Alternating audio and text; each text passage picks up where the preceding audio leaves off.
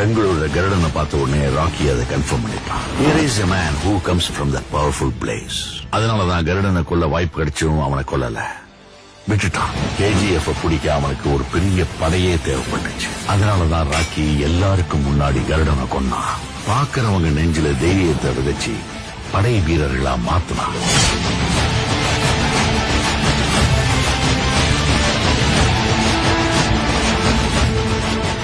எல்லாருக்கும் கருடன் இறந்த செய்தி தெரிய வந்துச்சு. சூரியவர்தன் சொன்ன மாதிரி பிணந்தின்னி கழுகுகள் சுத்த ஆரம்பிச்சது. KGF அழிக்கவும் காத்துட்டு இருந்தாங்க, உருவாக்கவும் காத்துட்டு இருந்தாங்க. ஆனா அங்க ஏற்கனவே ஒருத்தன் தன்னோட கால் தடத்தை பதிச்சுட்டான்னு அவங்க யாருக்குமே தெரியல.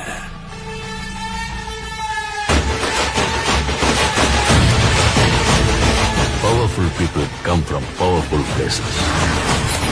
ஆண்ட்ரூஸ் எப்போ பாம்பேய லாலிபாப் தர மாதிரி தரேன்னு சொன்னாலும் ராக்கிக்கு அந்த சமுத்திரம் கூட சின்ன குளம் மாதிரி ஆயிடுச்சு.